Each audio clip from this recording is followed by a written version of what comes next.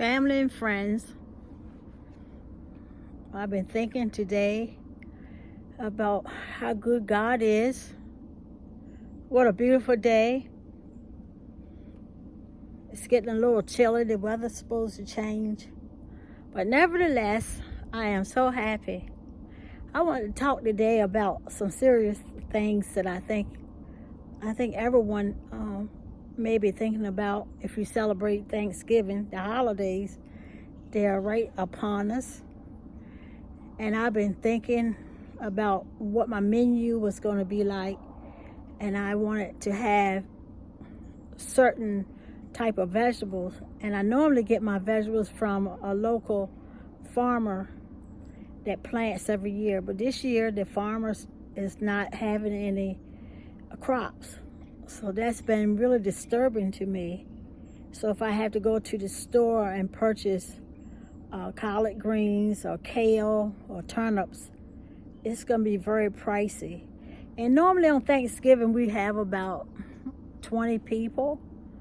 My kids, my two children, my son and my daughter, and my grandkids, and then we invite other people. And sometimes my other son, my bonus son, comes every now and then, and he have two kids, which are my grandkids also. But I never know who comes, but I always invite, and we always have enough food. Sometimes we overdo it, and I think this year we normally eat on paper plates. Paper plates are costing too much money right now, and I think it's a waste. And I had plenty of dishes that I never used, china and everything that I have bought over the years. If they break one, it doesn't matter. I got my use out of them. So I think we're gonna eat a little different this year, and I'm asking everybody to help bring their famous dessert or plate or dish that they want to eat. If not, we will still have enough. But I'm just here thinking about all of that, trying to put in perspective what we need to do before the time is really moving away from us, because this is the end of the month, and we need to look forward to next month. So we're taking one day at a time, thanking God for that. But I just have to try to prepare and plan ahead, because sometimes it's not easy trying to gather people together. Seems like families don't want to get together no more. And my mom was one that always had everybody at the house for dinner. She didn't care who you were. She never liked to eat alone, and she just wanted food. And she was a very good cook, and she was a beautician, but she liked cooking the most, just fellowshipping with anyone that wanted to sit at her table. She would feed them. So I do some of that, but when I was working, I didn't cook as much. My husband was home, and he did a lot of the cooking, but he would call me. Tell y'all, that's a secret. He would call me and ask me how to fix this and how to fix that. And so when I get home, most of the time my dinner was done. I appreciate that. And now I got to cook a little bit more, and I'm not liking it because I gotten away from it. But I do know how to cook. I know how to survive. I know how to eat. I know how to prepare meals. And I know how to take nothing and make something. And I think that I try to prepare a lot of extra food so I can feed the hungry. I try to buy extra canned goods, non-perishable items, to try to keep something on my shelf just in case of emergency. We know how to do that, and that's part of my job as a child of God. And God has been so good to us, and I'm so thankful to him for just being the God that he is, because if it wasn't for him, I wouldn't be sitting here right now. I've been through some illnesses, In 2002, I had a serious surgery, and I prayed and prayed, and while I was going through my healing process, I didn't want to think about bad things. So I decided to go to, it was during 2020. You know what happened during 2020? So I would go to the store. But first, before I went to the store, family said, "Oh, you don't need to go to the store." I said, "We'll go shopping for you." Well, that lasted for about 3 weeks. And then after that, guess what happened? They came to me and said, "Well, I don't think you need this. I don't think you need that. We got this at home, and we got this, and we got that." So I got tired of that. So I mustered up some energy through pain and all. I said, and through my healing, I said, this is going to be therapy for me. So I did some retail therapy for myself, and I fell in love with the Dollar Tree. Dollar Tree was my lifesaver. It became my best friend because I began to do crafts. That's when I first started looking at YouTube for crafts and doing things, and didn't know what I was doing, but I tried it. And I was successful for quite a few items. Made flower arrangements. I made plates and decorated them. I did and painted a lot of things. I did a lot. And I was showing them to some friends of mine. And they said, "Well, I want you to make me this and make me that, and I'll pay you." I said, "No." I didn't want to get into it, putting too much pressure on me for somebody to pay me, because they wanted it delivered at a certain time, and I wasn't having it. So I said, "Well, this is not going to work." So I went back to work after 5 months out for my surgery, and I realized that I didn't have time to do my crafts and paint and make flowers like I used to. So I tossed it aside and put my crafts in the attic.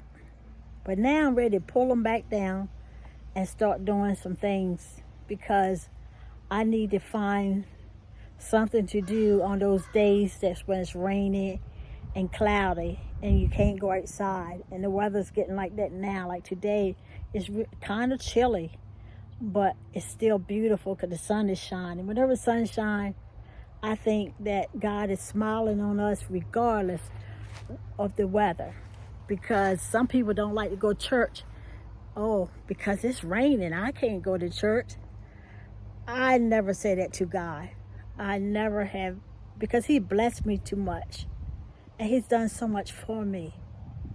I could not tell God when to bless me, but He looked at me, He watched me, and I decided and I learned that I am who I am. That's my character. What are you doing when nobody but God is looking? That's your character. And that's who I am.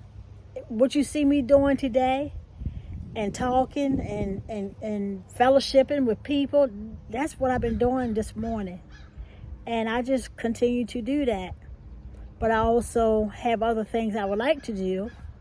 But right now, with the economy so tight, you got to make better choices.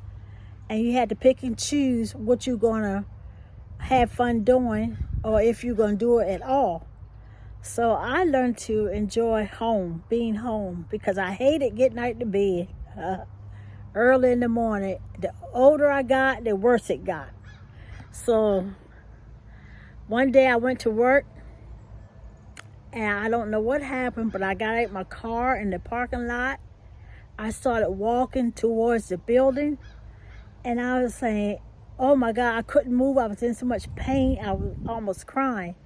I had to call my co-workers out to get me my car so I could drive home, and went to the doctor. So that was the day I realized that God had released me from my job. He had said enough is enough, because it was going to only get worse. And I was saying, oh God, if I just make it through this time, I'm listening. I need a release. And he released me.